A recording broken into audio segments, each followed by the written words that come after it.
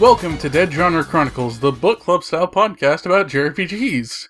Every month, DGC will be playing through a JRPG decided on by the host, and we invite you to play along and send us your questions and thoughts on it. I'm your host, Devin, and with me I have my co-hosts, LeeRoy and Becky. Hello! Hi. Not respectively, the order was swapped.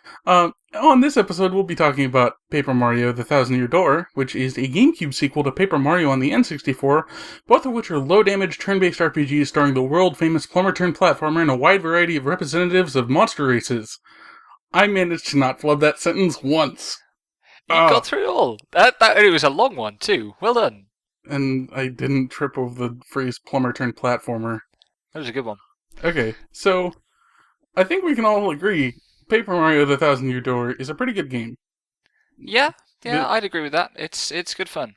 It's a nice palate cleanser after Chrono Cross. You, I think, liked Chrono Cross least of all of us. But yeah, it was...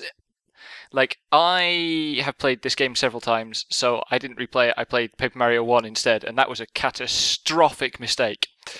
I didn't even... I played a little bit of both. I finished all Thousand Year Door, but I went back to the first one to kind of remind myself or compare the two a little bit. The first one is bad. Let's talk about Really, you don't like it? Okay. I'm going to have a thing on the first one in a bit, but let's talk about Thousand Year Door first. So, this is kind of... It's probably the most Mario Extended Universe Mario game, Yeah. I think. Except maybe Doki Doki Panic. But, like, there's so little kind of saving Peach from Bowser in this. Like, Bowser's just a joke, which is great, and the things they do with him being a joke are really quite funny.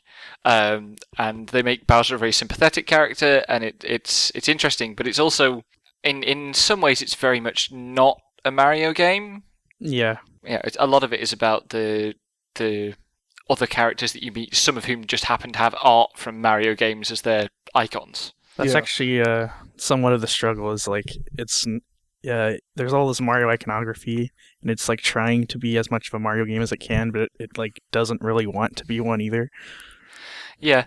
Actually, something I'm interested... Because, LeeRoy, you've written a few times about the quote, Crystal Fantasy games, the old Final Fantasy type, Dragon Quest type games, where you just go to a location and do the one thing there, and then you go to the next location and do the equivalent thing there. Yeah. Do you think there's a parallel with Paper Mario? I mean, absolutely. It's not even like you have to think about it for a little bit, because there's a little storyteller on top of a roof, and he tells you the history of this Paper Mario world in Thousand Year Door, and he talks about four heroes who are, they're good at, there's like a mage and a warrior or whatever, and they have to each collect crystal stars, gather them together, and fight the Shadow Queen. And it seemed like a retelling of Dragon Quest inside the lore of this Paper Mario game. I have completely missed that. That's really good. yeah. It's kind of like the double framing in Glitsplit. So this game is, which we'll probably talk about Glitsplit. So this game is kind of an older style game. You have to go to each of these places, do the thing, get the crystal, and then at the end you fight the Shadow King, except actually she's a Shadow Queen this time.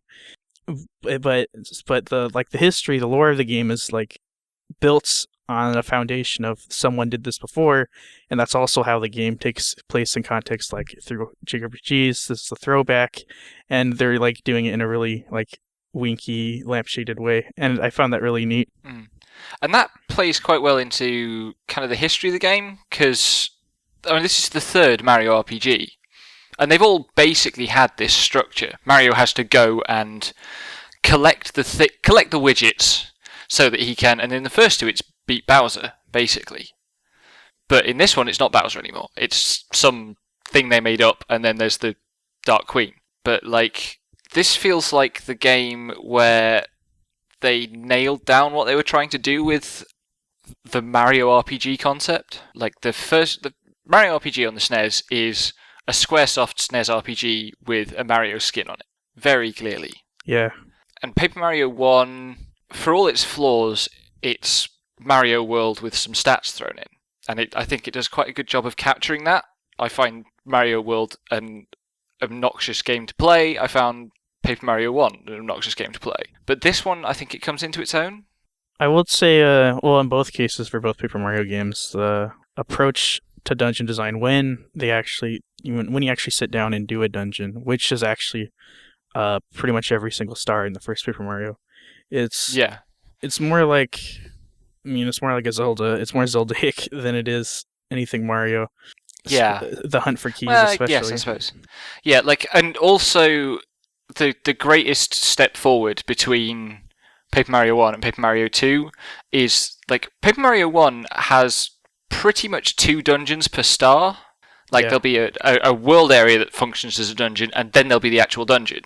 Whereas with Thousand Year Door, there's maybe 4 or 5 proper dungeons in the whole game, and they mediate the passage through the plot. They have about the same playing length too. Yeah. There's just a lot more spoken word and relationship between the characters, and the arcs actually develop and do things instead. Yeah, so chapter by chapter, and I'm going to forget something because it's been a while since I played it, but it starts off, and the first one is the castle. You have to go to the castle, which is absolutely classic RPG stuff. You go to the castle, you fight the dragon, you find the star, which the dragon has swallowed. Accidentally, apparently. And what do you do second? You go to... The second is the best aesthetic in the game area, but you go to the woods. Yeah, Boggly Woods. The monochrome woods, and then the tree itself is you can see water flowing through it. It's a very strange space. And it's the most irritating one to play through because of punies. Go and watch Devon's stream archive of this game for puny hijinks.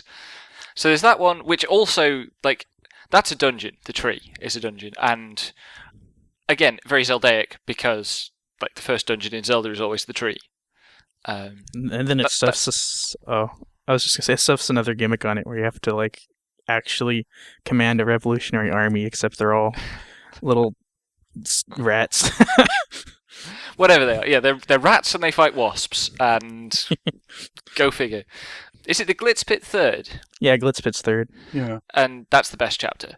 Are we all agreed that's the best chapter? I love it. Yeah. I think the train chapter is the best chapter. I like the train chapter almost as much. There's a strong case for the train chapter. But the Glitz Pit is an arena chapter. Glitz Pit's the highest point. Yeah, and it's basically you join the WWE and you work your way up through the ranks. And then fight John Cena. You see, he's called Rock Hawk. I processed him as The Rock because but I know wrestling memes from a little bit further ago. Yeah, these days he'd be John Cena. I think when the game was made, it possibly would be The Rock, or maybe even there are elements of Hulk Hogan in there as well, because there's always elements of Hulk Hogan in every wrestling thing that comes out of Japan. But the thing I really love about that chapter, independently of it being a really neat tribute to wrestling as a thing, is that it puts you in this space and it gives you a very strict formula that it's going to do.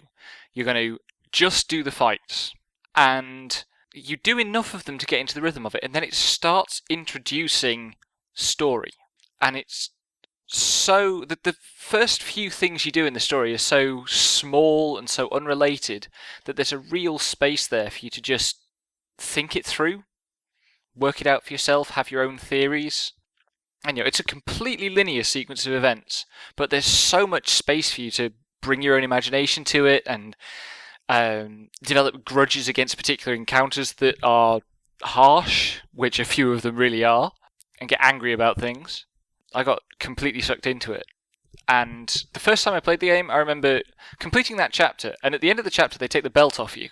You leave the wrestling competition. And I got mad at that and immediately went back and did the optional championship because, damn it, I won that fair and square. I'm having the belt. I want the resting spot that gives you a full star power recharge. So that's the wrestling chapter. Oh, I think thematically it also echoes, there's I said, there's that wrapper of it being built on the bones of Dragon Quest, but there's a different echo here where in Paper Mario Thousand Year Door, you're set on a stage when you fight, and actually, and then NPCs or enemies will be watching you fight at most of the time. as long as you're performing well. If you're performing well, people will stay. If you don't, they'll leave. And in the glitch pit, your job is literally to be a showman. While this whole time you have been a showman in the game, anyways. So I think that comes most to life in the glitch pit. I think it is where it most feels that framing device works, and that has a history both in RPGs with this idea of like the theatre chapter, which this kind of is. Yeah, it is. The opera from FF6 and stuff, but also the Mario past of the Mario 3 being this idea of a play put on. Is it Mario 3? Am I getting confused? Yeah, it's Mario 3. Yeah. Sorry. It's also from the first Super Mario. It says like the setup is there's a storybook, but Bowser's messed it up himself, and then so when you do battles in that game, there's like a projector onto the story, the story screen, and then like you're interfering with the story. At least that's how I've always read it. And so yeah, like Devin was saying, Thousand Year Door is just the whole game's basically a play. Well, it's some sort of performance, and there is an interesting tension there, I think. Yeah, how we understand game events. Even later, at least, like it's unrelated but also related. At the end of the game, one of your party members decides to convert the entire game into a play as well, and so that was like an interesting nod to the kind of the framing device you've been doing the whole time. And also in that bit, one of the bad guys who steals your identity in Chapter 4, the next chapter, that's a good segue, comes back and plays your part in the play. Oh, that's right. Yes, I'd forgotten that. Which is really cute.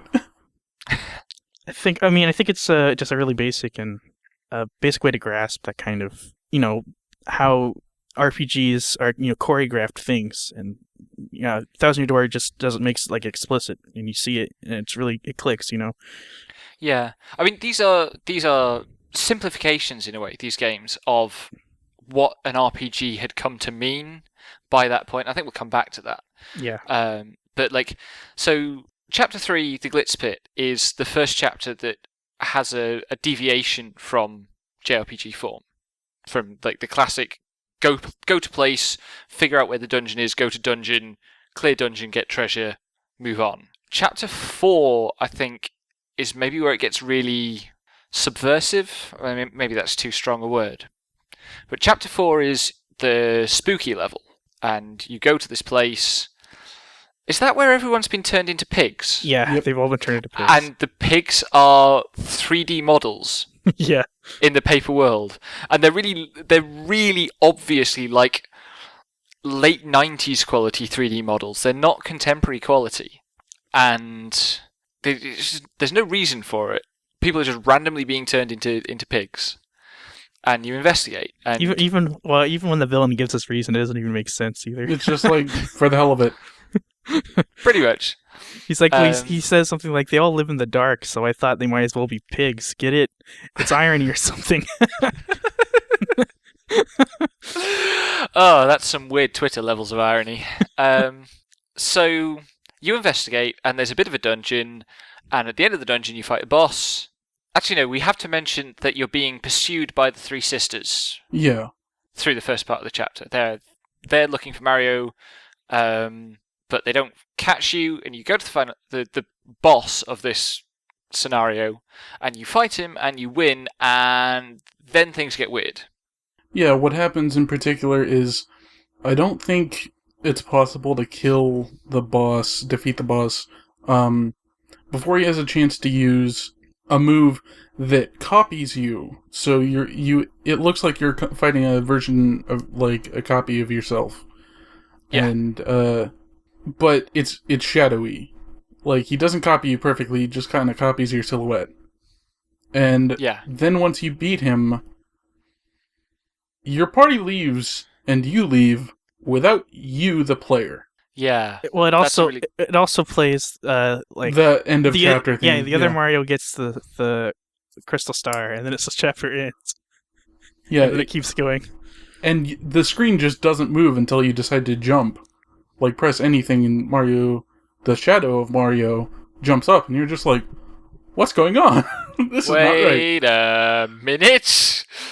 And so you're this purple shadow of Mario, whereupon Vivian finds you. Yeah, but first you encounter the enemy you just fought in your body at the edge of town, and your only option is to run away, even though he tells you not to. Oh, yes. Well, he says you better not run away. He gets really, kind of... That's kind of really... He's really conscious of the fact that this is an artifice, Yeah. that character. And the puzzle is... because his entire existence is artificial. Or his performance, certainly. Yeah, it's a really good device. And what you have to do is you have to find the missing letter from his name, so you can say his name to break the spell. Oh yeah, he steals a letter from your input box. You literally cannot use the letter P, even if you know that his name is Dupless, which you also find out in the room with the treasure chest that has the letter P. Yeah. It also shows Dupless like benefiting from being Mario and being really excited about being treated like the hero.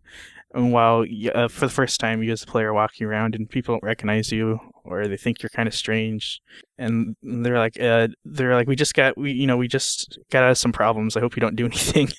Yeah, they're suspicious of you. Like, this is a game with a really weird looking cast. There's so many different species in this world, and somehow you still stand out.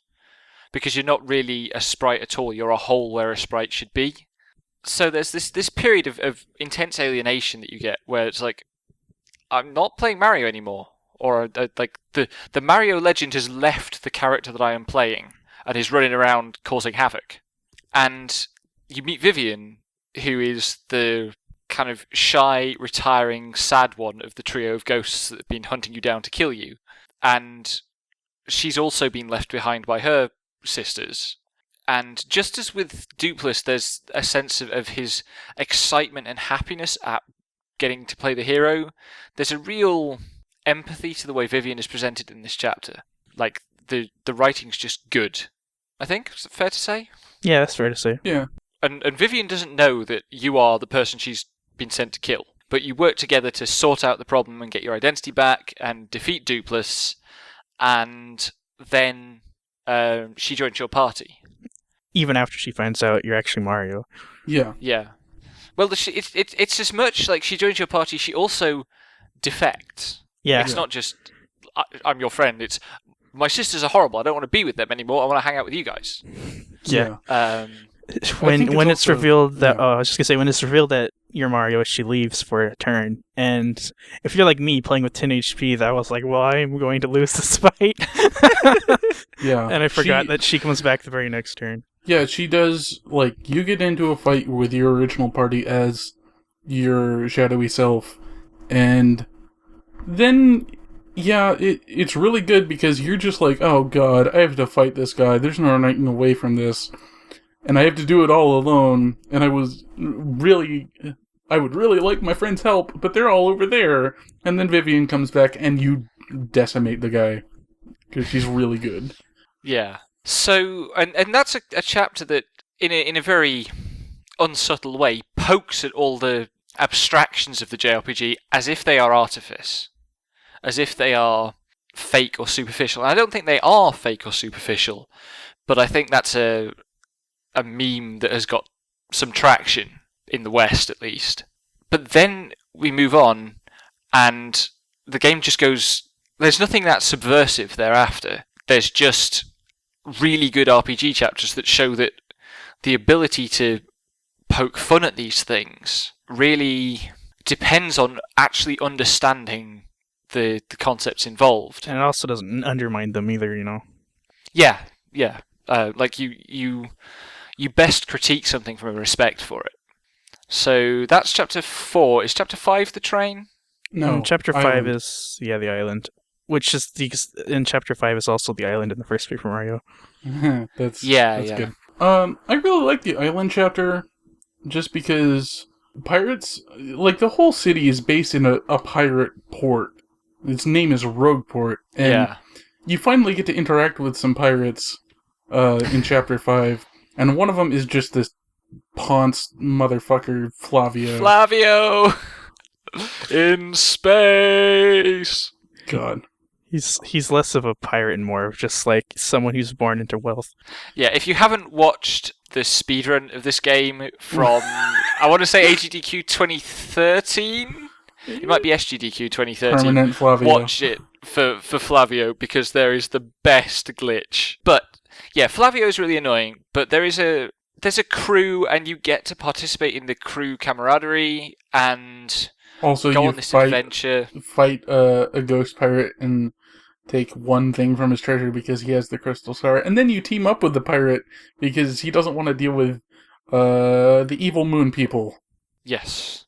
Who we've got this far in the game without even mentioning, but they're there to provide like villain agency as we work up to collecting the stars and defeating the Shadow Queen, and also they kidnap Peach. Yeah. And more on Peach later. I think there's another. I think Bobbery's actually interesting just because of how old he is. You usually don't. Yeah, he's party the old man character. Yeah, he's very old. He didn't want to go on adventure anymore because when he was off adventuring before, his wife died, and he thought it was because he was never around. But Mario helps him to realize that's not really how he should live his life, and he's probably my favorite party member, just when you get him and how he acts. He's so good. I think all of the party members are pretty good. Yeah. They're pretty strong as characters, definitely. That's a stark difference from the first Paper Mario, where they barely get any lines after their their little arc is done. Yeah, Paper Mario 1. Actually, weird comment. I get the ghost pirate boss of this chapter confused with the ghost pirate scenario in Tales of Vesperia. And I have no idea why at all, but every time I get to the end of the ghost pirate ship level in Tales of Vesperia, I'm expecting to fight this boss, which would make no sense in Vesperia's system at all. Cortez is also where the game's difficulty doesn't really spike, but it gets a little bit harder than it was before. Yeah. He's a hard boss, definitely. But also, I mean, this is the chapter that's closest to going back to being a dungeon. Like, you go to the jungle, and you find the dungeon, you do the dungeon, and you fight the boss. And then, like, the twist is that then you team up with the boss. And you have a naval battle, like Devin was saying. yeah. Because what's happened is that the guy you know as the commander in location of the Moon People has infiltrated the voyage in the most transparently obvious way possible, and has come along with you on the adventure. And even when you I just want to make the point that he turns, like, during one of the mandatory little cutscenes, he turns to the player and goes, "You're not allowed to tell Mario about this, okay?" And then the game doesn't give you any way of telling Mario about it. Yeah. It's really like, you can't factor it into your decisions at all. Which, again, is a nice little comment on how carefully curated these stories are. But then, like, he unveils himself and you prevent him taking the star. Or does he get the star? You prevent him taking the star. Yeah, you prevent him. And he goes back to, like, his ship that's full of his soldiers, and then you team up with the boss to fight him off. With a giant army of will-o-wisps. Yes.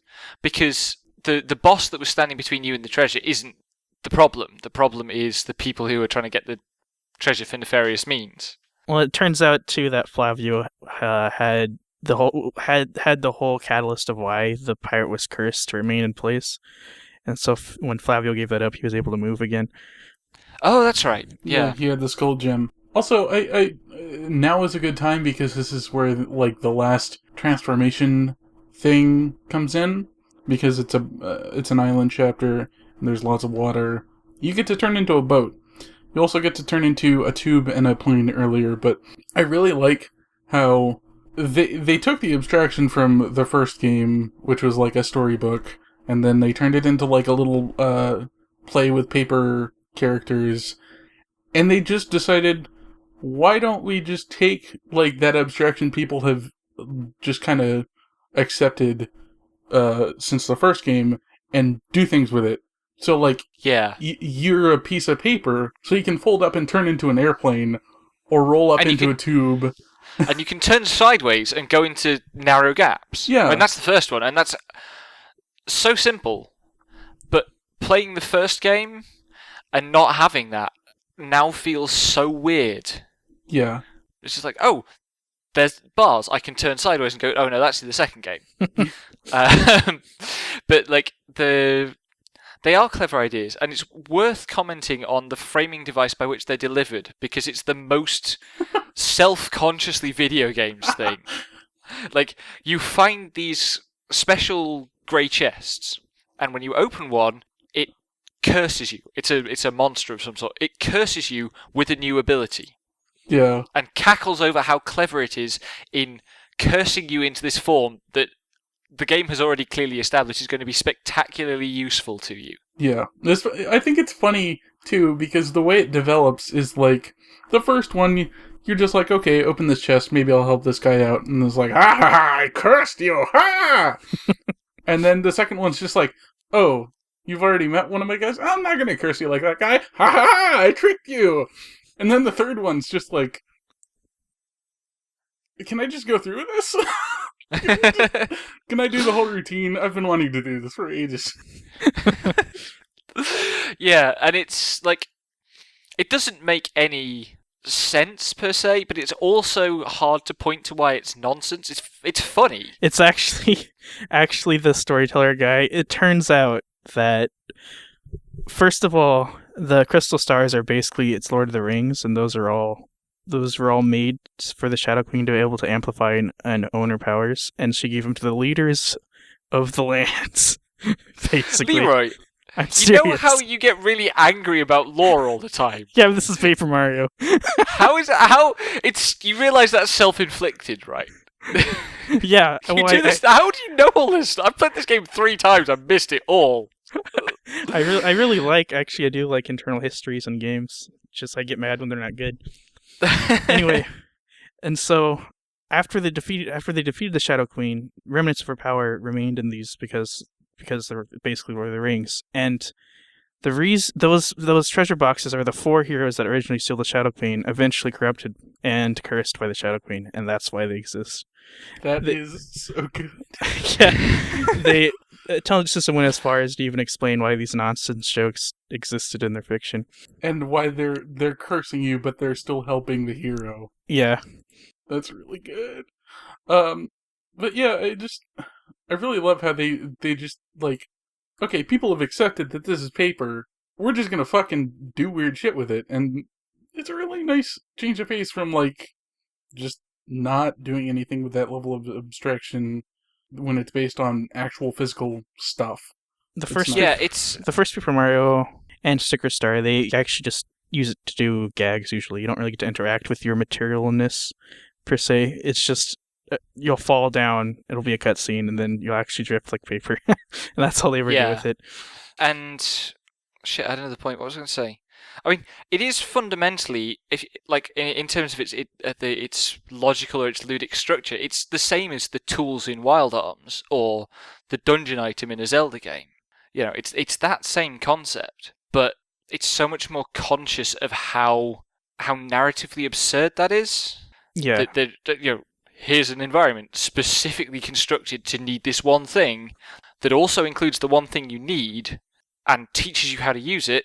And bam, in this game it's like, yeah, this is ridiculous, and we found this ridiculous way to put it in. And because you're so busy laughing at it, it hides its conceit. It just goes down easier. Yeah. But it not just goes down easier, I think it becomes a positive effect where, like, if you stop to poke at the internal logic of a Zelda dungeon, you realise it's completely solipsistic. Yeah. Here, and the fact that there's lore for it, I guess, kind of works against that as well. A little bit. I mean, like, lore can be pretty player-serving sometimes, but it can also help with what we call world building. That's. I think it's like drawing attention. I was just gonna say it's drawing attention to its absurdities, and so that way you glance at it or you examine it with the game and you laugh, and then you can just keep playing, And and it's not trying to be guarded or dismissive about it. It's just, it's there. Yeah, it comes back to that thing of acknowledging and respecting the devices, the form, in order to show that you can do them well. Sorry, Devin. I was just gonna say, There's also the ongoing thing with Luigi, where he has his own adventure that we can't really tell if if it's real, but he has this adventure that's like he has to go save the Cupcake Kingdom or what the fuck ever. And it's just like all these every chapter he has a new friend, just like Mario. He has a new friend, but they always look like different kinds of like sweet foods. Like one of them looks like kind of like taiyaki, one of them is a bob-omb but a cherry instead. And it's just like, wow, that's really cute. And then he has like stories he can tell you from his adventure, which are also absurd. And they're just kind of playing with that fact because... And then he becomes popular and gets his own book series. It's really good. And his companion is, all like, you say friend, but his companion is always telling you, no, all of this is a lie, and actually he blew me up. No, the cherry. I remember one of them. I think it was the cherry. But, like, wow, I didn't know Luigi was that good at singing. He was actually in the opera. No, like, that one's not the cherry. The cherry, Luigi gets into the cherry's go-kart, but then he immediately slams on the reverse, crashing into the wall, which totals every single other car, and he wins by default. And the cherry says, "I will stay with this man until he pays for my cart." Okay, there was one that was like, wow, I didn't know Luigi was good at singing, but he was in the opera, and I'm gonna follow him now.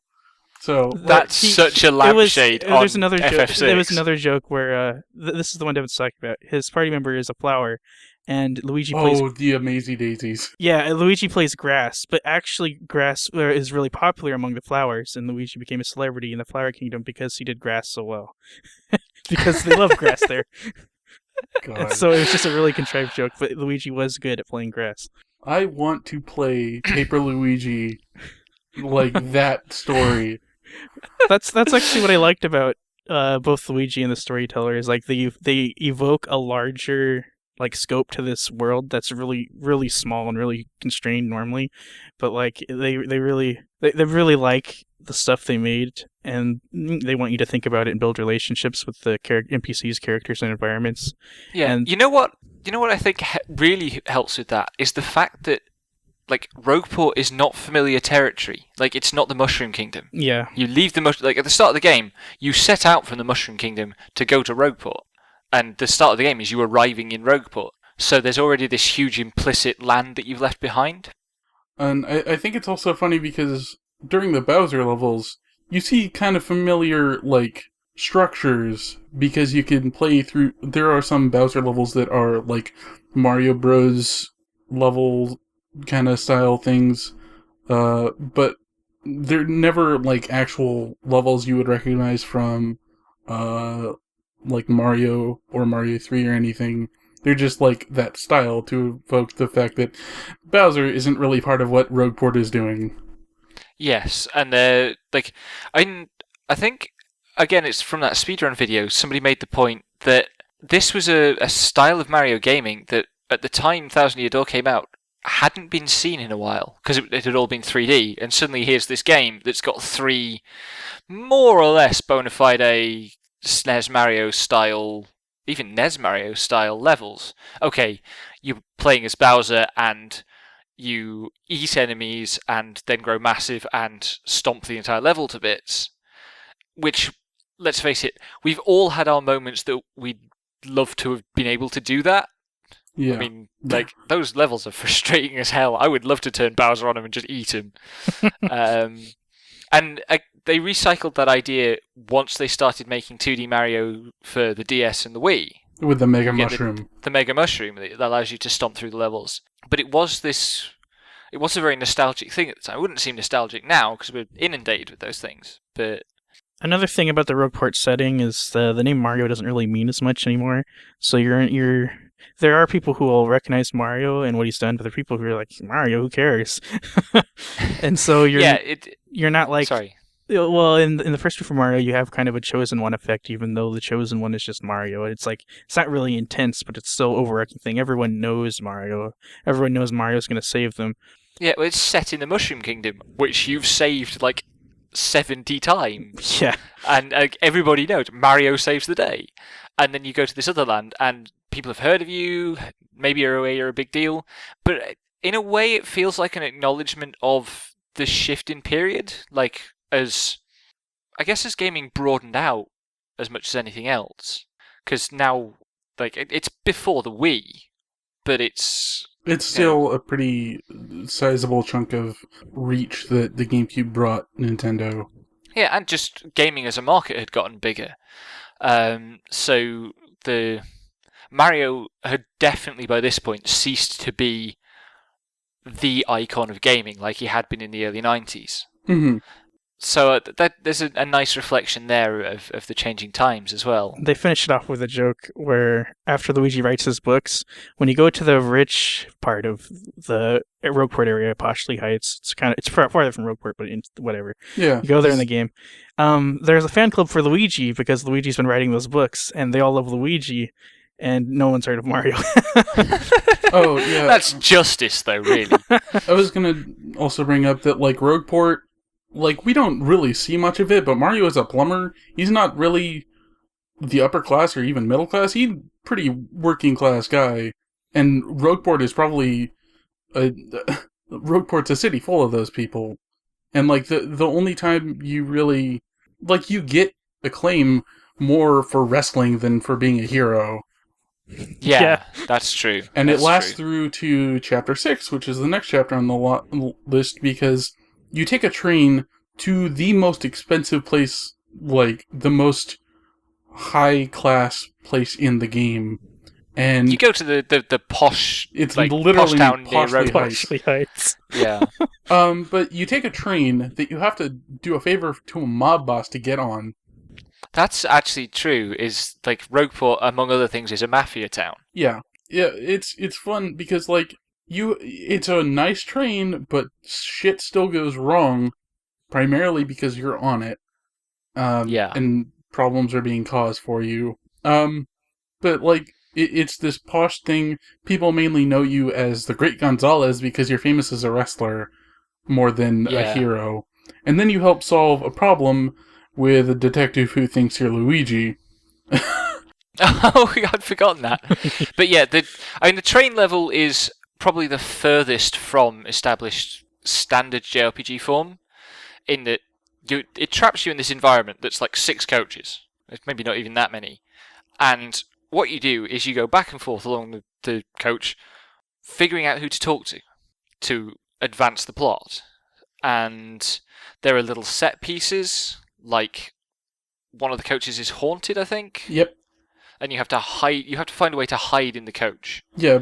There's a lot of little mysteries to solve. Like, one of the attendees is just like, we only have 5 guests on board, but I gave out 6 blankets, and I kind of need one of those.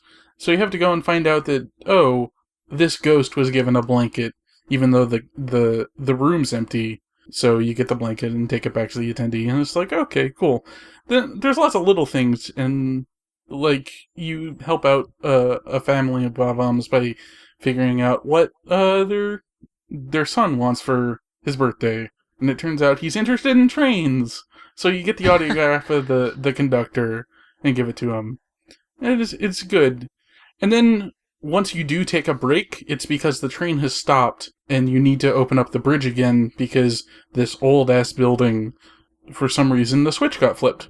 So you go down there and there's a ton of slimes. And it's nice because it's actually kind of a way to metaphorically stretch your legs, take a walk from sitting on a train for so long. And then you do a little mini dungeon, you sort out the problem, then you go back. And you do a little mini dungeon that has a Metroid section where you turn into a ball and jump through this tunnel. Yeah, you have to do a little Metroid jumping puzzle. Also, the sunset on that little mini dungeon is like one of the most gorgeous sunsets in a video game, in my opinion. Yeah. That one part when you're walking in the dusk, I was like, oh, that's cool. Yeah. Also, something I noticed that I hadn't noticed before is that basically this chapter and the chapter with the X-Naut base are the only 2 times you ever see elevators. Just because it gives a weird sense of setting where it's not... Elevators are around, but they're only for people with the money or power to get them installed, because stairs are a lot easier to handle. and Rogueport's not a huge upper-class town, so you only really see elevators in the context of rich people, paths to rich people, or evil people with way too much technology. That's a good point, actually. Yeah, that's true. The separation of these two chunks. So, and the train journey, eventually you find it's being the cause of the problems is a monster that attacks the train. It's a really bizarre kind of a surreal horror moment though, because it's just these little black things with eyes, and as you chase them, as you try to route them, there's just hundreds, maybe even thousands of them. They all group up into one giant monster, and they've captured the entire crew inexplicably. Yeah, I actually really like how they handled, because when the N64 Paper Mario came out, I have a feeling they kind of did what they did to save, resources on, actually running the game at a decent clip. But with this, they upgraded to new hardware, so there are some moments where they will just fill the screen with swarming enemies, and it works, it runs perfectly, and it's really impressive, honestly. And they do that with these little glorb things. I forget what they're called. I think that's right. And Glorb sounds about right. Yeah, and they swarm the entire train, and you have to fight your way across the roof of the train to fight the main body, and it's really climactic. It's such a perfect kind of 30s, 40s movie finale of this kind of Murder on the Orient Express pastiche, and then it climaxes in this dramatic fight on top of the train against, and it's instead of being like a dastardly moustache twirling villain, it's giant JRPG monster. But it's a really satisfying fight as well, because every time you attack the thing, more of the mini globs fly off it in this great big spectacular effect. And this is a chapter that switches between being just like a mystery detective game, but more like Professor Layton. You're just helping people for no real knowledge. Yeah, actually, that's a better analogy. You're doing it to kill time, really. Yeah, you're doing it to kill time, and then it goes into like a Metroid Zelda level, and then it finishes off with kind of a really tense, surreal horror moment. And it's just like it seeks through these things effortlessly through just like foreshadowing and like placing the things in the proper context. Actually, I think the other thing to mention with it is that it's paced in days, isn't it? Yeah. There's 3 days. It's a 3-day journey, and like day one, you have to do a bunch of stuff on the train that passes the time of the journey, and then you get to the end of the day, everybody goes to sleep, wakes up, the next day you stop at the rest stop, and you sort out the rest stop, and you get back on the sun goes down, you get back on the train, sleep, day 3, and day 3, the climax of which is you fight the boss. Yeah, the climax which happens immediately because you wake up and the entire train is fucking empty. Except for the toad in the shop who's just knocked out. And you're just like, where are all the people? Then you go back to the back, and it's like, oh no, the ooze is here. Pretty much. There's even I was gonna say there's even the presence of I don't know if they're X-Nauts or Cross-Nauts. I couldn't tell. X-Nauts. The thing is, this is dumb, but Goombella has one tattle when you tattle one of the X things, and she calls them, actually it's Cross, and I was like, what? It's probably a joke. Yeah. They're probably just joking on me. But Dupless has become part of filled up the vacant spot of the Shadow Sirens, and he's actually there the whole time, even though that's like the smallest part of this chapter. But he disguises himself as a celebrity, and he threatens to blow up the bomb at one point. So that's what you think the problem is going to be, but you actually solve that pretty early. Yeah, you solve that before that goes wrong, and then instead it's the use. And then after beating the boss, you arrive in Poshley Heights, because this boss doesn't have the crystal star that you need. It's just crystal star is in Poshley Heights. And then there's this little puzzle in Poshley Heights where you have to use your new ability to climb up and do a thing where you move a curtain to the side, because you can't do that. You're paper. You have to hit a button. Yeah. Well, the other thing is, in that final location, to get the star, what you have to do is go into a painting. Oh my god, that's a Mario 64 thing. It's a Mario 64 thing, but also it's a very natural interpretation of well, you're a two-dimensional thing, so of course you can jump into this two-dimensional image and go in it. Yeah, that also... It works just like you're jumping into the background background does in some of the earlier locations. Which is a really cool little twist, because it's like, where does this pipe go? Oh, I'm in the background. They don't have to, like, make me go to a different map to get into the castle in the first, like, chapter, which is really cool. Yeah. And another thing is how it respects its own pacing, because you fight the horror boss at the end of the train, and that's the battle climax. That's the system's climax. So when you come out to Pasha Heights, it really is just a town, and all you have to do is solve the puzzle to get the crystal star, and the chapter ends. There's no super bigger and super fight behind the painting or anything like that. Pasha Heights is a town. The Shadow Sirens actually get tricked for a decoy star, and they just leave with that one. So you don't come to any other conflict, because Pasha Heights is after all Pasha Heights. Yeah, and then it's the bomb chapter where you have to get to the moon. Yeah, you go to the moon. Yeah, you go to the moon. It's like Final Fantasy IV. Or Final Fantasy VIII. You go to the moon actually, here too? In 8, you don't actually make it to the moon. You go into space to kind of look at the moon. International Space Station sort of deal. Yeah. So the next thing is you have to get to the moon, because that's where the Xenauts come from. That's one of the best gags too, is when you go on the moon, you move really slow, and you can't, it's really, really annoying to walk around, but it's like, haha, you're on the moon, you're actually on the moon. And gravity messes you up too, and it's just really uncomfortable playing on the moon. Yeah, I think it's a nice little thing, but also it's another indication of like what kind of development the world is in, when your best option for getting to the moon is to load up a bunch of exploding people into a cannon and use their explosion to just shoot you at the goddamn moon. We're skipping over a bit though, which is, before you can do all that, you need to find the Bob-omb commander. Fuck General White. He's an asshole. Oh yeah. Actually, that's why I thought it was worth mentioning. I noticed I this think was we've all had that response. This is actually at least from what I can tell, in Dragon Quest II, when you start out, you have to find the Prince of Canuck, and so you go to the first town, you ask around, and they say, well, the prince was here, but he's gone back to his castle. So you go to this castle, and then you talk to the people there, and they say, well, the prince was here, but he seemed to have gone to the cave. And you go into the cave, and go to the end, you talk to the old man. The old man says, well, the prince was here, but he seemed to go back to the town you started in. So you go back to the town you started in, and the Prince of Canuck is there, and he joins your party. And so when I did the whole General White bit, I was like, oh my gosh, this is this. They're doing this. Yeah, the other thing is, it basically takes you on a tour of all the places you've been.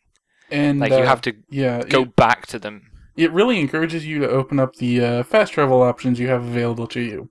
Because if you don't, it's going to take an hour and a half. But yeah, you go to each place, and they tell you, well, General White was here, but he seems to have gone to this other place. and then eventually, you find him, and isn't he the one you have to wake up by jumping on him? But it turns out when you find him, he's at his house, but you can't go into his house until you go to all those other places. But he was at his house the whole time. Yeah, and then you have to just keep on wailing on him. You just jump on him. And it has, this absurd amount of, confirmation prompts that you want to keep jumping on him. And the variety is astounding. It's just he's still sawing logs. Jump on him. It's just 15 attempts later, you're just come the fuck on. Just get up, you stupid old man. But then you get to shoot to the moon, fly in space. I just remembered there's a precedent for at least searching for General White, because every single side quest is something that painful, and it's never worth doing any of the troubles in the game. Not really. But not really? No, as long as you actually plan your routes out, you can do stuff, all kind of prep for stuff and get it done in 5 minutes. There's a trouble where you have, this is my favorite one, it's also really funny, but also aggravating. There's a trouble where you need to get a hot dog for a flower. And so you go to Glitz. So the hot dog is in a completely different area. You have to go back to Rogueport from Petalburg. You have to buy the hot dog, and you go back to Petalburg, which can take up to 5 minutes. And you give him the hot dog, and he's like, "That was really good. It was so good. I want another one." And then the next part is to actually go all the way back to the same place you were before and get him another hot dog. But there's no way you could have known the foresight to get him 2 hot dogs or anything like that.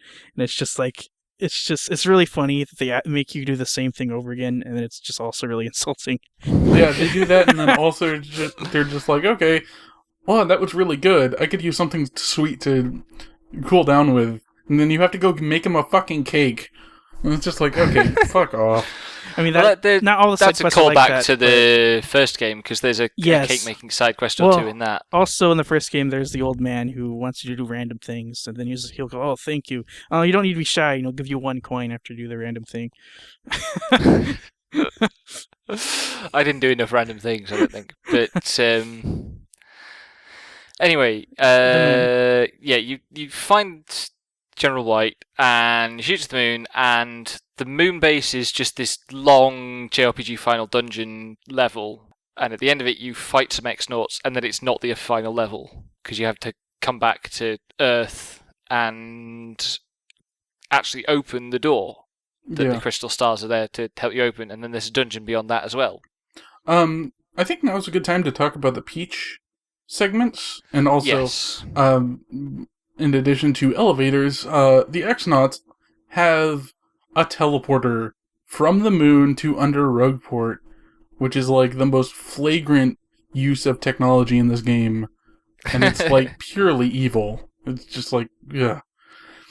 But yeah, every chapter ends with both a Peach segment and a Bowser segment, where you play as those respectively, and Peach is always stuck at the moon.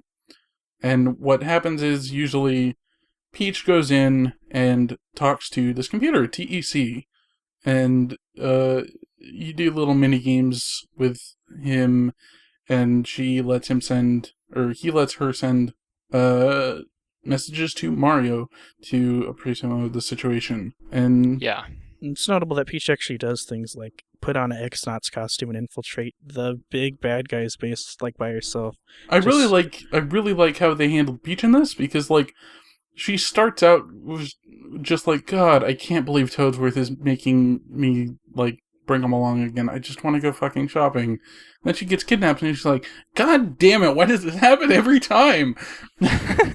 And then it's not even Bowser this time. Yeah, God damn it. And then she like does actual like recon work, since she has a pseudo ally. So, and then she helps Mario out, and it's really nice to see her not just like, she's just trying to help while she's still really not in a good position to do anything, which is good. It's a nice inversion of what a lot of people are like, oh, fucking Princess Peach got kidnapped again. She trying to do stuff. Yeah, I mean, the same thing happens in Paper Mario 1, but the segments are much less varied. It's like you leave through the same secret passage each time, which Bowser and his guards never find, and each time all you do is make your way to a different room in the castle, and there's a cutscene, and maybe a minigame, and then you go back. It's kind of bland. Whereas in this, everything feels different, even though the space is much more homogeneous, and also, like, it's a really... There's no sense of depth to the space at all, because all it is a corridor with 2 rooms on it, on each level, and a lift going down to the next level. And that's all you ever get to explore. And it very much feels like this is an environment set up for the player, and only for the player. The computer TEC serves to characterize the ongoing villains, the X-Nauts, more than the X-Nauts are able to do themselves. Because there's one point where Peach finds out that Grodus wants to take over the whole world with the threat of world destruction, and Peach is like, that doesn't make any sense to me. Why would you do that? And TEC's like, the world has a lot of problems. Like, wouldn't you want to fix those worlds? Wouldn't you see the world to become better? And he's like, this is what my master thinks needs to be done. And Peach is like, I can't help you. I don't understand this. But Grodus himself is not very sympathetic villain, or never really explains himself either. Yeah.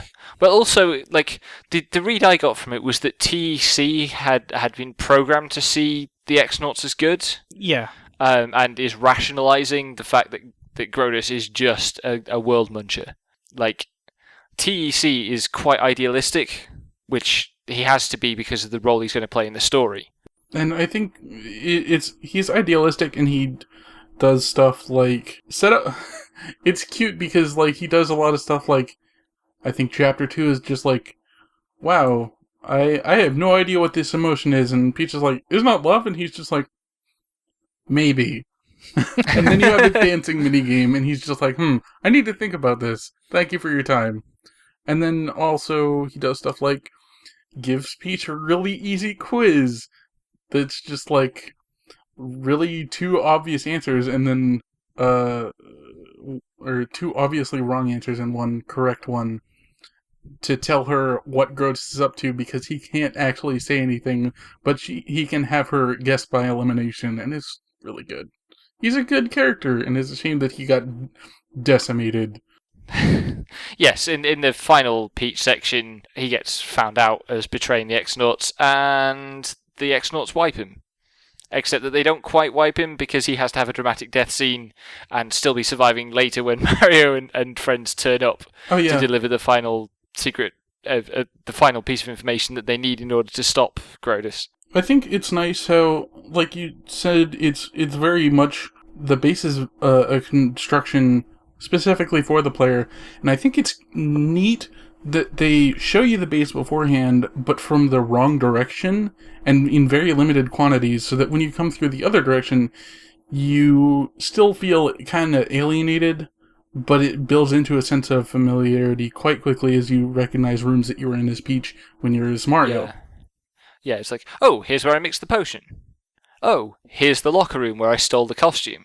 Each of those things, like, because the levels are very samey. When you first go in, it's like, I don't know where I am relative to the places I've been. I kind of recognize this graphic set and texture set and so on, but I could be anywhere. And then you start going into the same areas and you realize, no, this level has been constructed from the start to help me navigate it, even though it's very samey and there aren't a lot of landmarks. It also gives it a little more weight. Like, I know Peach has been here, and I know I was so close, because otherwise there's not much else there except for the Xnaut grunts and your ongoing Xnaut cartoon rival. Yeah, that guy. And his really ridiculous Jack-in-the-Box fold-up boss. Yeah. Robot mecha thing. Magnus von Grapple 2.0. Oh, God. Yes. So some bosses interfere with the audience. They might eat them to regain HP, but his is the most bizarre, where he sucks up members of the audience and starts firing them at you. Oh, God, yeah. And it's so rough, because, like, you don't expect it to go on as long as it does, because you're like, oh, it hit for 3 damage. Then it hits you 8 times, and you're just like, ah! It's rough. It's very rough. But you clear out the main base, and you teleport back to Rogueport because teleporter, and go and open the door. You've completed the quest. But actually, opening the door is releasing the seal on the monster, so you have to go and kill the monster. And it's revealed that the reason that the Xnauts need Peach is because the monster needs a body that Peach is going to be. The Shadow Palace is also, like, very spacious and evocative, especially compared to all the other really small and condensed environments. Although it also feels like it goes on a little too long. It's an end dungeon of a JRPG. Of course it goes on too long. Yeah, of course it goes on too long. And the first Paper Mario actually had big, spacious areas, but Thousand Year Door was a lot more conservative with them, and they went all out in this one. Like, there's, like, just kind of a bridge in the beginning, but you can, like, see out from the foreground and the background, just like water or whatever it was. You see how dark it is, and see how big this place is for some reason. Like, yeah. Kind of just like the conceit of the Shadow Queen, basically. In some ways, I think it's also the least paper, the least stagey of the scenes. Yeah, it's very. I think it's even called the Palace of the Shadow Queen. Yeah, it is. And it's very. I think it's that size because the Shadow Queen is just like that large in general, and also she's not gonna like make things just to look nice. She built a fucking fortress. Right, and it's also a foil to Bowser's Castle in the first game. You go through these large, spacious castles, but one obviously characterizes Bowser, and this one characterizes the Shadow Queen. The only characterization you're ever going to get of her, because all she has is really mean, spiteful speeches for you when you're fighting her. Yeah, and the revelation that the Shadow Trio, part of whom joined you in Vivian's case, were working to deceive the Xnauts into resurrecting the Shadow Queen. Yeah, because the Shadow Queen is a Lord of the Rings villain. She wants nothing more than to cover the world in darkness and to make everyone miserable, because that's just what she does. Well, in fairness, like, a shadow wanting to cover the world in darkness is just wanting space to exist. Yeah, but she also... She's evil. Yeah, Grotus tells her to defeat Mario, and then just for acting out, she lashes out and apparently strikes him dead where he stands. And so that's how fast, Grotus is taken out of the picture once the Shadow Queen exists. Yeah. And that's the end of the game. Well, there's also during the final confrontation with the Shadow Queen, you damaged her like half her HP, but then she reveals her true form, and you find that Mario can't actually hurt her anymore because she's a very old, very powerful being.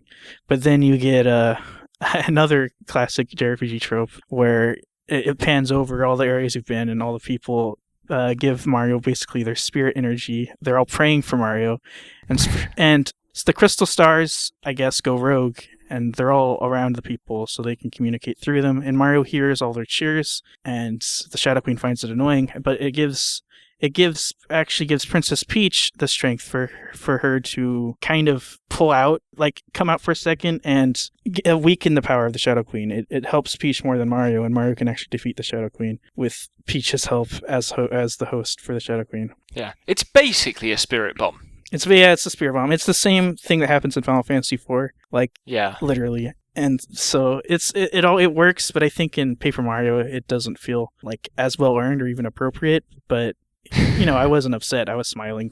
Yeah, it's kind of cheesy, but I think it fits with the tone, if not the build-up. Yeah. Yeah, that's fair. So that's the final moment. There's no great subversion with beating the boss. You beat the boss, and then there's a sequence where you kind of just everybody goes back home. And you catch up with everybody. And then if you fucking load up, you get mail, and Pete shows up and like, hey, we're gonna go on back to Rogueport. You want to come? And then you have post game. Yeah. And you can find some Paper Mario 1 characters like Lady Bo. She's in Poshley Heights, and that's cute. Cool. The conflict with the kind of great evil is sort of in contrast to the whole game's really goofy tone, though. It's kind of like a Kirby finale where it's a little bit of suddenly darkness overtakes everything. Yeah, it's a little bit of dissonance at the end where actually there was something going wrong this whole time, though, and hopefully you can fix it. And it's where it commits at least to this one act of actually evil, and the whole rest of the game is just very, really funny and bright and poppy. The contrast serves the finale well, anyways. Yeah, I think that's fair to say. The story has to have some sort of resolution. Yeah. And so that takes us through the plot, I suppose. Yeah. And we kind of touched on a lot of things in the way. But the thing we haven't really talked about, besides the stagey conceit, is the combat and the way stats work, I think, is the distinctive feature here. I think it's the way the interesting thing about Paper Mario, pretty much all of them, is how it kind of goes out of its way to redefine or like repurpose or reframe, or whatever word you want to use, all common aspects of the RPG into a way that's kind of iconoclastic or individual. It tries to make it so like these are familiar things to you, but we're going to be using them so they fit exactly thematically, or like they fit the mood of our game. And so even experience points become star points instead, and mana points become flower points, and hit points become heart points. And like star points is because you're getting these crystal stars, so it's almost like you're drawing power from the crystal stars instead of just getting XP and leveling up. Like, yeah, and your ability points become badge points because you wear badges to do things. There's no equipment either. It's all your abilities are dictated just by accessories or these badges. And plot progress, because you have to get like ultra shoes and ultra hammer and stuff to progress. Yeah, and they are your like attack upgrades. But I mean, the real thing that's distinctive of this combat, like that's all kind of presentation. But at the heart of this is probably the lowest damage number JRPG ever. Well, it's like you couldn't go any lower. No, I know that. I'm just gonna say, I mean, you say that's just presentation, but there aren't very many RPGs that actually go out of their way to try to own all these nouns and verbs like that. Like that's actually kind of like, well, these are the tools we're going to use, and we're not going to inject our own personality into them. So that's, at least I found that like actually very incredible for Paper Mario to just be like, no, we're going to craft this every single aspect of this. So I guess, yeah, and like. Well, it's not something I thought about so much, but you're right. And I think it fits, again, with this idea of understanding the tropes and recognizing their conceptual breakpoints. Like, you have to fully grasp and respect the concepts before you undermine them like they do in ways, and subvert them in positive ways instead of just kind of breaking them and not knowing why they worked like they did. But yeah, the damage is, so let's say in a normal RPG you have life pools of 100, and so you're or 100, so you have the boss will have 1,500 HP, your characters will have 500 HP, so let's say your blocks of damage here are 100, but there's always dividends and divisions. When you do 160s, you're going to be doing about 300, 400 damage. Well, Paper Mario just takes that all down to the blocks, because you're only doing 1 damage to an enemy with 10 HP, and there's no dividends. There's no when you attack, you're always going to be doing the same relative damage. It's basically completely deterministic in its calculations. Yeah, it is. Your attack does 1 damage, or 2 if you hit the action command, or if the enemy has a defense value, you do your attack power of your attack minus their defense power of their intrinsic property. And it's very stark, because any time that an enemy has to be more threat than the base damage of 1, it has to be 2. Every time and having the base damage be 1 means that every difficulty step becomes an extra 100% of base damage on the current value that's being done. Yeah, you can really feel the spikes, because you'll be doing 4 damage, and then suddenly they'll have 5 HP, and now you cannot clear this enemy in 1 move. Yeah, it's interesting, because a lot of other games you don't really feel the difference like you do in Paper Mario, because let's say you're playing, I don't know, Tails, and by the end of the game you're doing a lot of damage, but if you got a free item, or an item that had a tiny drawback, but it made you do 33% more damage, you'd be like, holy shit! And that's just oh, I put on a badge that's I think it's 6 badge points for an extra bonus attack, but then you're doing 4 damage instead of 3 with every normal jump at the end of the game, and it's just wow, that's a lot of damage. And you don't really... It's interesting, because the damage scaling doesn't quite work like other things, because it's so small, and they are restricted to integers. Well, the thing with it is, it's not just that the damage increases steeply, it's that there are no other mitigating stats. Because there's no accuracy, there's no speed stat, there's no critical chance, there's the action commands, but in terms of things that we're used to having as stats that mediate the raw base damage and multiples thereof. Yeah, I was gonna say there's not even defense except for flat mitigation if you have certain badges equipped, and there's Super Guard. You can make your action commands better, but you can only make them better by 2 or 3. So the boss that's doing 11 damage is still going to be doing 8 damage, and there's not much you can do about it. Yeah, and this is something that they really got the hang of between Paper Mario 1 and 2, because Paper Mario 2 finds lots of ways to moderate the damage slightly up or down within encounters. Paper Mario 1 just fucking goes for it, and it's brutal. It's absurdly unforgiving game. Paper Mario 1 it goes on the assumption that you're going to level HP to a certain point and then have fun, but Thousand Year Door is after the fact, and people realize people just want badge points, and so they make it a lot more kind, more gentle. Well, also, Paper Mario 1, your badge points are capped at 30. Yeah, your badge points are capped. This is not even that beneficial to level badge points. Your HP's capped at 50. And I leveled HP first. I put most of my early points into HP, and I eventually maxed out HP, and I did not have enough HP at the end of the game at all, or enough badge points to make up for it. I think the main reason, at least in Thousand Year Door, you feel like you'll have more HP, at least, is because you can have your party members take damage as well. Yes, that's the other thing. That dramatically increases your HP pool. I was also going to say that this game, and probably Paper Mario 1, makes you appreciate the difference between 2 and a 1+1, and stuff like that in terms of multiples versus raw single target things a lot more, because they are so small.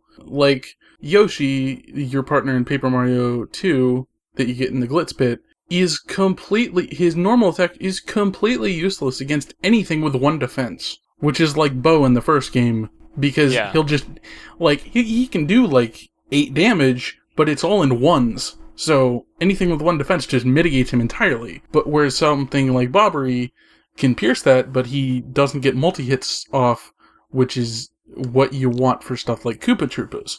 Yeah.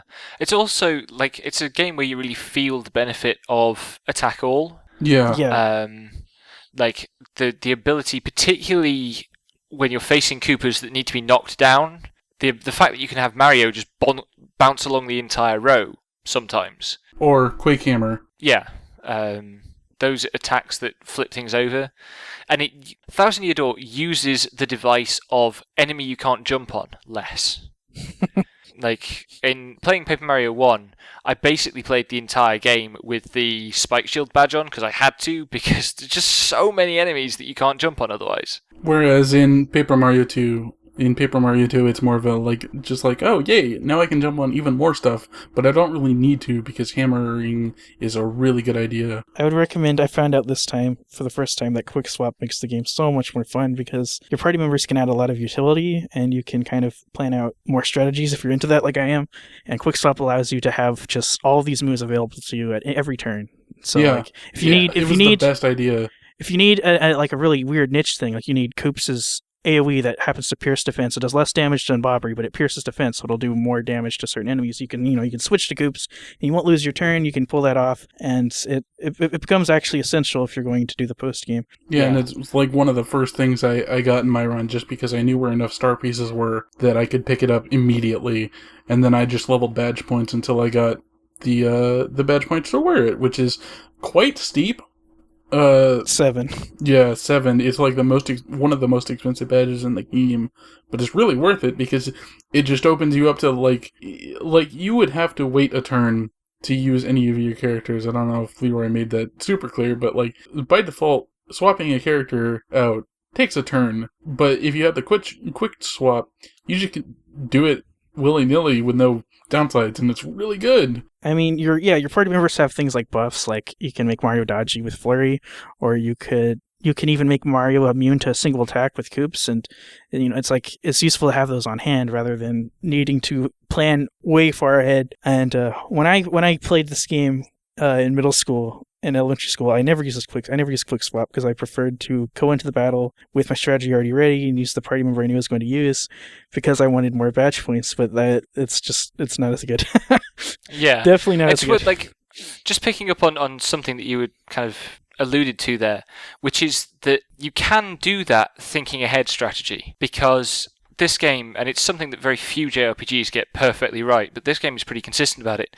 You can always tell what the strategy is going to be for a monster by looking at it. Yeah, I can't remember a single monster in the game that surprises you. It's got a very defined language of, these are the enemies you can jump on, these are the enemies you have to use the hammer. And partly it's the familiarity of them being Mario enemies that we've seen before. We know roughly what the powers are going to be, but also it's very easy to distinguish what target priority you should go for. The design language of the enemies is very readable. And it's it's player friendly on the knowledge side, like ironically Megami Tensei, where they let you analyze every enemy. They'll tell you how much HP the enemy has. They'll even tell you the weaknesses. They won't guard anything from you, not even from the bosses. They'll just they're going to give you a hand. They're going to tell you what's going to happen, because that's one of your party member's abilities, and that's what she brings to the table. That's it's basically the first one you get. Yeah. I also think it's helped out by the fact that it's really hard to not make everything really indicative of what an enemy will do when your two main options are hammer and jump. Yeah. But like that, I had a point and it's gone. Sorry. Nope, gone. Never mind. No, it's fine. I suppose that's one kind of theoretical thing to look at is the transparency, the accessibility of it. The other thing, though, and this is a very theoretical thing, it's a callback to something that LeeRoy wrote last year, about how abstraction, when we talk about abstraction in RPGs, we mean simplicity, yeah? And this is as simple as it gets. It's stripped out a lot of stats, a lot of ways of varying stats, a lot of leveling concepts, and it's very, very basic. And it's very interesting to me that simplicity actually makes for a much harsher experience in some ways, because the subtleties that are introduced by having a base damage of 10, so you can go plus 10%, plus 20% rather than plus 100%, plus 200%, and having a speed stat so that the order in which character's move isn't fixed, or an accuracy stat so that sometimes attacks miss or crit. You strip out all those subtleties, and what's left is pretty sharp depletion. You run out of resources, particularly in the early game. You run out of resources really quickly. Yeah, I mean, it's really raw. It's designed on their side more than really what you can do on your side. Yeah, and this was something I very much felt playing Paper Mario 1. Is like, holy crap, this game actually wants me to die. Yeah. But the way, what that says about the role of more stats in bringing things closer to the subtleties and the nuance of everyday experience, I think is quite a positive thing that it shows that. Like, these aren't just complex systems for the sake of complexity that you see in a standard JRPG with bigger numbers. They actually moderate and mediate the experience in ways that help engagement with it. Well, I think this isn't really a counterpoint, but why I like it in Paper Mario is it seems like, they had an overarching theme, they had a goal, and it was, for Paper Mario, it's transparency, simplicity, accessibility, and so they accomplished that even in their systems, and I think that's something that goes unexamined by a lot of developers, where they're just like, RPGs play this way, so we're going to do it like this, and Paper Mario obviously has its pros and cons, but Intelligent Systems looked at the RPG, and they're like, well, we want to do this specifically, and we're going to have everything resonate toward that goal, and I think there's no like necessarily right system, but there's a lot of like not really paying attention to I think Tri-Ace is the only, at least Resonance of Fate is one of the games where I could feel they were really like interrogating all these things, but a lot of games they kind of just say, well, Dragon Quest did this and we're going to do this. Yeah. The other thing with this game and we've alluded to this without explaining it in detail, is the existence of action commands here, which is a very definite way that they have gone, this is a Mario game as well as being an RPG. We must get some Mario stuff in there. So every move that you use in battle has an input that you can do as it goes off. I'd call them mini games, because sometimes they get kind of like just like weird. The special moves especially are mini games hell. Yeah. Yeah. Well, they're WarioWare as hell, I think.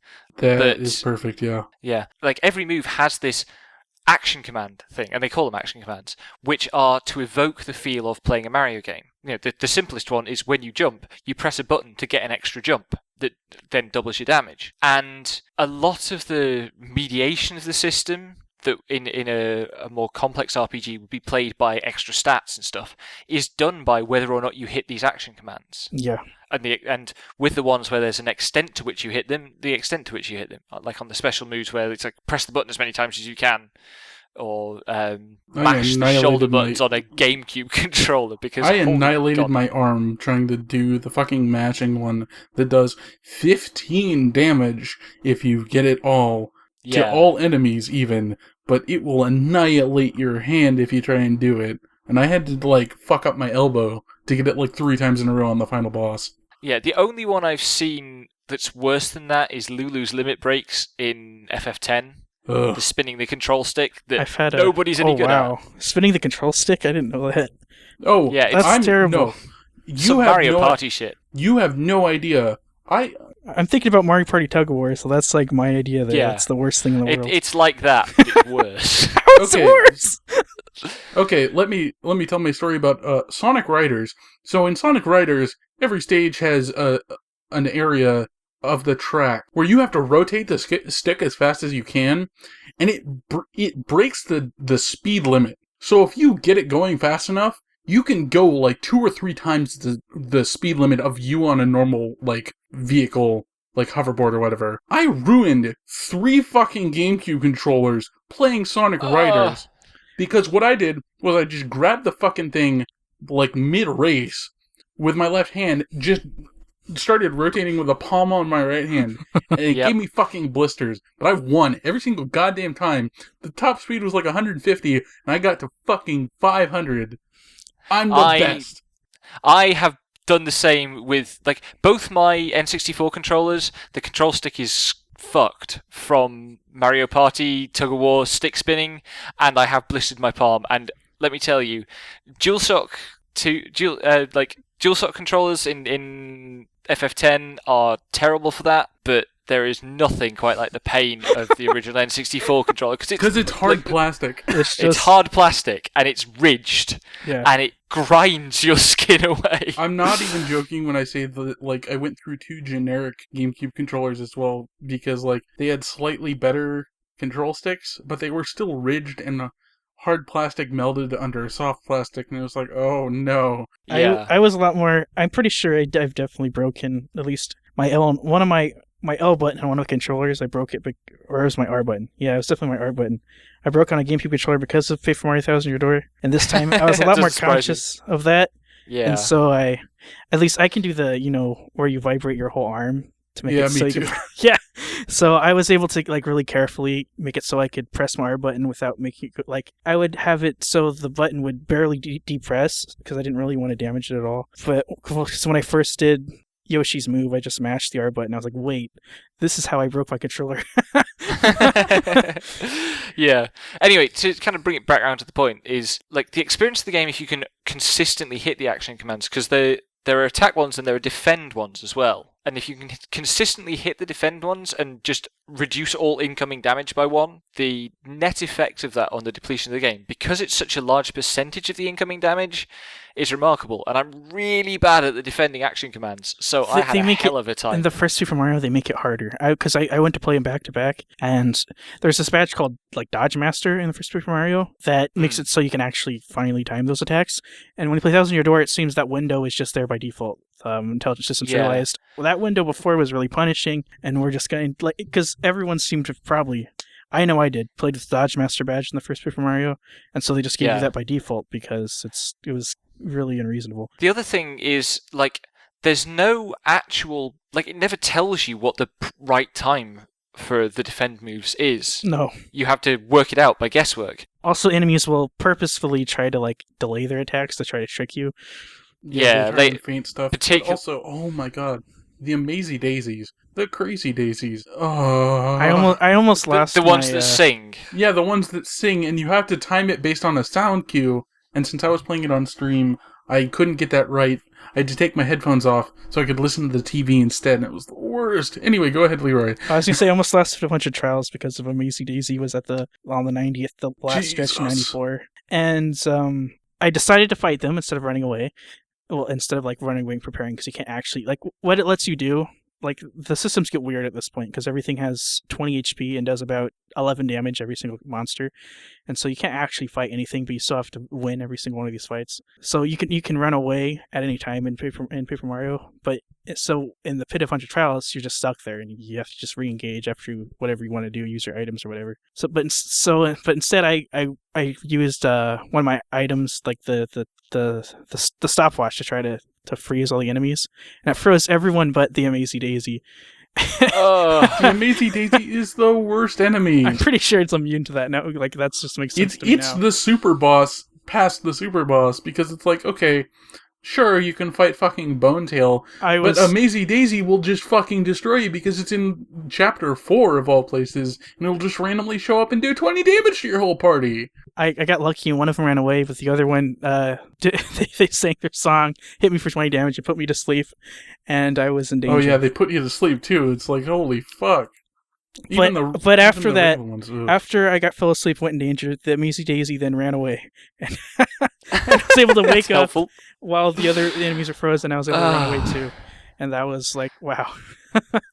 That's pretty marginal. Amazy Daisy is basically the war mech of this game. Yeah, it is. Except it appears, like you said, appears in the 4th chapter. It gives you tons of XP. It's actually kind of like Metal Slimes too, because they're very rare. I didn't counter one in my playthrough, even though I tried. But they give you they gave me 40 when I was like level 25, and so I don't know how much they give you at a lower level. Yeah, they basically Amazy Daisies basically become the only viable way to level up past a certain point because they're the only thing that will give you anything more than 1 XP. Going through the Pit of 100 Trials, like let's say right when you can. Like so, I did After the Moon. It's really interesting because all the enemies give you like 20 XP after every fight, so you're leveling up like mad. Yeah, it's actually, and those level ups are really important to actually making it through as well. If you're at low level, because it's a full heal. The pre-Hooktail Pit of Trials is a challenge run that exists, and it's like, Oh, I don't want to do that. So the way the systems work at this level of play, because everything will kill you. Even though I was leveling HP at that point, I played the whole game to 10 HP until I did the Pit Trials because I knew I couldn't do it with 10 HP anymore. So what you do, well, you have to clock out is basically your best friend because it'll freeze all the enemies if it works, which most of the time it won't work, but you have to try. And it's better than Showstopper because if you clock out, you're able to get stylish points to do a clock out again. So you have to do all your inputs perfectly constantly, or you will, you'll start to lose HP, which you can't afford to lose anything because you can't get any more items than the items you need to use to fight Bonetail. And so it just becomes just really absurdly stressful of these silly Paper Mario mini games. And if you mess up, you're gonna probably lose all this time you've been putting into this cheesy permadeath dungeon. Yeah, I've never done the full Pit of 100 Trials, and I don't intend to. I do it halfway. I quite enjoy the first half. The second half is... It was exciting. I got a new appreciation for all the systems and all the lot of moves available to you with all your partners. I beat Bonetail.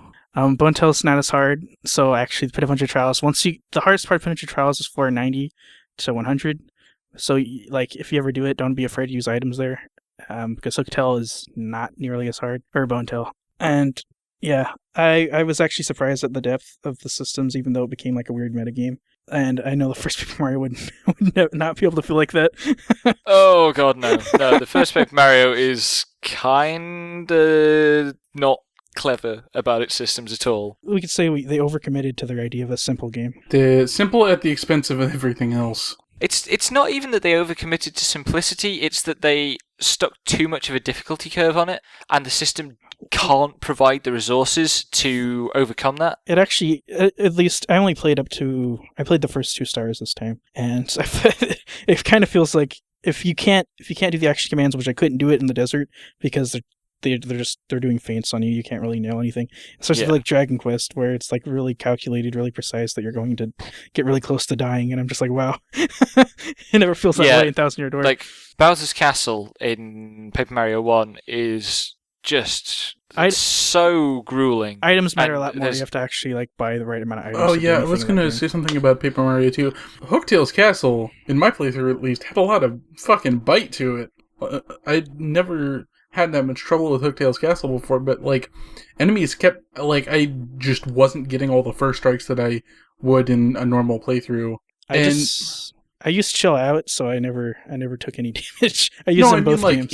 In Hooktail 1, Chapter 1, yeah. I was just like, wow, all these guys are getting attacks off on me. I'm not getting the action commands right. Oh. And also they're using fucking items all the time because I never kill them fast enough because I don't have the attack power.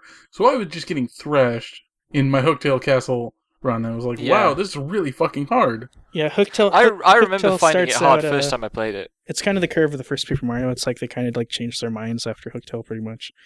But it is also still Koopas, so just like in the first Paper Mario, although it's hard, you can just flip them over and they're stuck. Well, also in Thousand Year Door, they stay flipped over an extra turn, I think. Yeah. No, they both do. It's 2 turns in both games. They're just. It's not. They flip over at the end of the first turn in Paper Mario 1. Oh yeah. Well, I mean, there's still a whole round where they're stuck, and you could flip them back over again. No, they only stay flipped over until their next move. That's not until you fight the sewer Koopas, because I just did that chapter. Every Koopa after the first Koopa is like that, but not the ones in the first chapter. Maybe. I'm mostly remembering the ones after the first chapter. Yeah, all the other ones they'll get right back up, which in Thousand Year Door, the only Koopas that will do that are... Well, they don't ever do that. The only Koopas that will do anything like that are Koopas that can attack while they're on the ground, which there's 2 of them. Yeah. But otherwise, they'll stay on the ground. They'll stay on the ground, but they'll attack you on the ground. I think that's a better way of subverting it, to be honest. Yeah, it's a better way. Than having it they just come back up. And they're really rough when they show up, because Chapter 6, I think, is just oh, no, it's Chapter... Yeah, 6, it's in the rest stop. It's just oh, these guys can attack while they're on their backs. That's kind of rude. Oh my god, that's a lot of damage. So you gotta deal with that. But if you like really authored systems, both Paper Marios give you that. but it's kind of like it's because they're dealing with so low numbers. It'd be really difficult to mess that up. You can just like play. Well, they had to not mess it up, otherwise the games would be unplayable, they kind of did still mess it up in Paper Mario 1. But Paper Mario 1's not the one people talk about. It's the second one that everyone's longing for. I like Paper Mario 1's aesthetic more though. I like the muted colors. And it does more things with its camera angles. I noticed that Paper Mario 2 kind of just like stopped doing, but the gameplay is nowhere near. I think like Paper Mario 2 is limited by the stage conceit in a way that Paper Mario 1 just doesn't cling quite as close to the storybook because it can't, because they decided to have 3D environments. Yeah. Well, I think the way to describe it is Paper Mario 2 feels like just really like a Nintendo game, Nintendo polish. Nintendo, and if you like that, I mean, it's going to be really good. But Paper Mario 1 felt like an experiment, which Nintendo kind of rarely does, and that kind of comes through. And that's like an aesthetic difference. But I mean, Paper Mario 2 is still like really good at its aesthetic, but its aesthetic is video game Disney. Yeah, which is an aesthetic I really like, so I was happy. Yeah, I mean, it still works. It's bright colors, yay! Paper Mario 1 feels there's not a lot of animations to everything, so it feels kind of dopey and it all feels off. And I think it's kind of a cool aesthetic to be in. It's just a chore. It's just kind of like obnoxious to play. Yeah. 2 definitely, like the detail is it's not just that it's detailed, it's that the details they go for are really well chosen. Like Mario doesn't have that many animations, but they're all really cute. Yeah. Yeah, they are. He even does in the first game he does a thumbs up after every battle if you let him. It's true. Well, that was an hour and 40 minutes of talking about Paper Mario. We were worried for nothing. Yeah, I'm pretty satisfied with that. Do we still want to do the what else are we doing? Well, we should mention that we launched our website this week. We did. This month. JRPGs Yes, because we think we're funny. JRPGs aren't dead, but like people keep writing that they are, so we're stealing the domain. It's irony. It's cool. Where it's like in this modern meme age, you just have to stand out with the modern meme age. Now with one less meme, now that Leo DiCaprio's won an Oscar, and we can shut the fuck up about that. The world has changed. Yep. So yeah, we've got some writing up on there. You've got bios up on there. We're collecting all the podcasts. There will be more Let's Plays, hopefully. Like I'm doing Eternal Sonata at the moment, which is nearly done. Thank God, that game is terrible. Oh, are you gonna upload your Eternal Sonata ones? It's all on YouTube. Oh, okay. Like it's not on the Hitbox archive, but it's all on YouTube. And like we talked about how maybe Paper Mario is a bit small in damage numbers. Eternal Sonata is a good example of why going too large is no better, because it's just meaningless nonsense. But yeah, I'm doing Eternal Sonata, Devin and I are doing Tales of Systeria. Once technology stops fucking me over. Devin has played the opening of Tales of Systeria to record it, 5 times now? I think it's up to 7. Oh god. I'm also doing a daily series where generally daily, where I play Disgaea for half an hour to 45 minutes, just to show that you can play through that game a little bit at a time, and it's not going to take too much of your life. Yeah. And we also have a Discord, which y'all should come hang out in. Yeah. And if you're in Discord when I'm streaming podcast games, so this month it's Xenogears, you can come hang out in voice chat on stream. Oh yeah, you spoiled it, you twit. Well, we say our game's 2 months out now. Yeah, I know.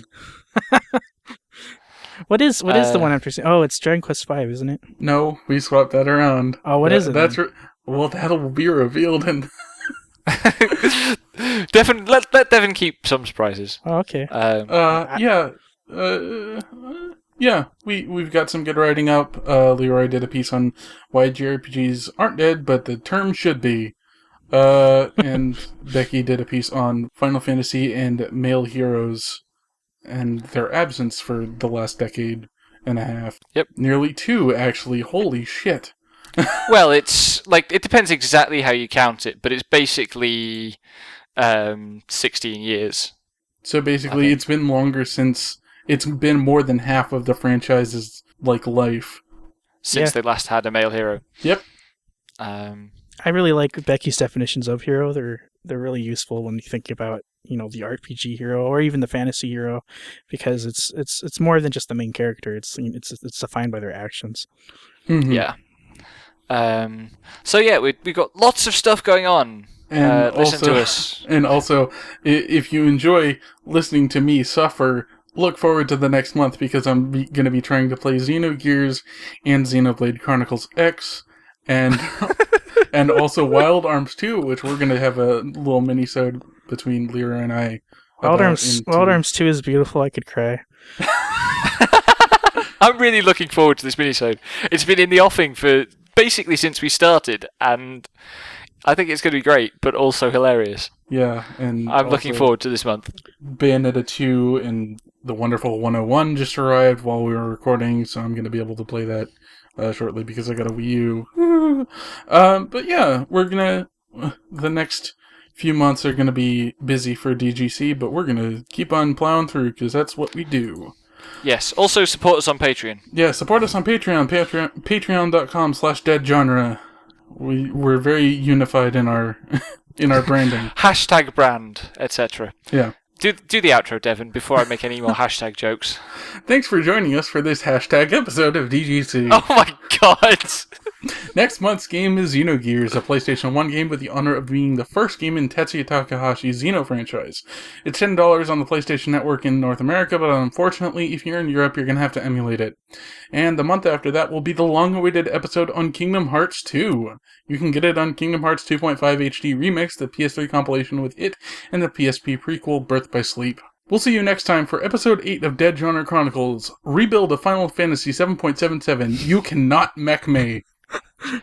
That's really good. Thank you. I was quite pleased with that one. Find us on Twitter at JRPGs Are Dead. We'll see you next time. Bye. Bye.